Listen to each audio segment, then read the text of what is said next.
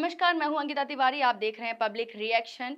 बिहार विधानसभा चुनाव से पहले राज्य में चल रहे स्पेशल इंटेंसिव रिवीजन यानी एसआईआर को लेकर सुप्रीम कोर्ट ने दो टूक कहा है कि चुनाव आयोग को आधार कार्ड स्वीकार करना ही होगा। कोर्ट ने शुक्रवार को साफ किया कि वोटर लिस्ट के लिए चल रही एसआईआर की प्रक्रिया के दौरान वोटर्स द्वारा दिए जाने वाले 11 डॉक्यूमेंट्स या फिर आधार को मानना होगा। कोर्ट ने यह भी कहा कि हम बिहार के लिए आधार कार्ड या किसी अन्य स्वीकार दस्तावेज के साथ हटाए गए मतदाताओं के दावों को ऑनलाइन प्रस्तुत करने की अनुमति देंगे। सुनवाई के दौरान सुप्रीम कोर्ट ने एसआईआर प्रक्रिया के दौरान हटाए गए वोटर्स के नामों में सुधार के लिए पॉलिटिकल पार्टियों के आगे न आने पर भी आश्चर्य व्यक्त किया। कोर्ट ने चुनाव आयोग के इस बयान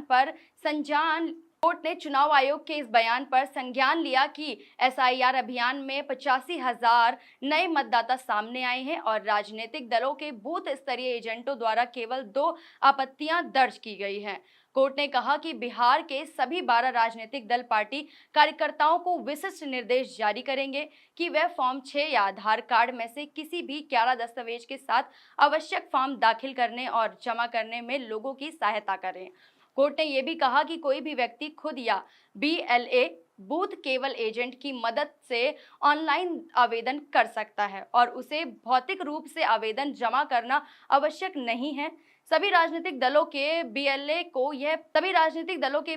यह प्रयास करने का निर्देश दिया जाता है कि लगभग 65 लाख ऐसे लोगों को जो ड्राफ्ट रोल में शामिल नहीं हैं 1 सितंबर की अंतिम तिथि तक अपनी आपत्तियां दर्ज कराने में सुविधा प्रदान की जाए, सिवाय उन लोगों के जो मर चुके हैं या स्वेच्छा से पलायन कर चुके हैं। बिहार में इस साल के आखिर में विधानसभा चुनाव होने वाले हैं, जिससे पहले चुनाव आयोग वोटर लिस्ट में शामिल करवाने के लिए बड़े स्तर पर एसआईआर नामक प्रक्रिया चला रहा है। इसके तहत पहले वोटर से 11 तरह के डॉक्यूमेंट्स मांगे जा रहे थे, जिसमें आधार कार्ड शामिल नहीं था, लेकिन अब सुप्रीम कोर्ट ने इन डॉक्यूमेंट्स में आधार कार्ड को भी शामिल करने का निर्देश दिया है।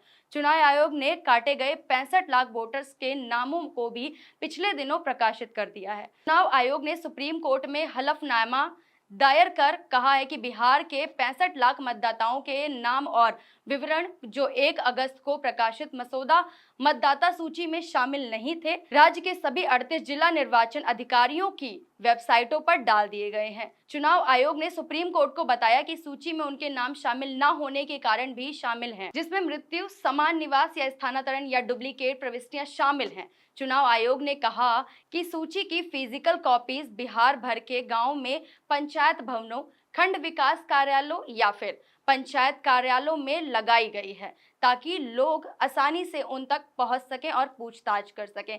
धन्यवाद और साथ ही कमेंट्स में अपनी राय जरूर बताएं।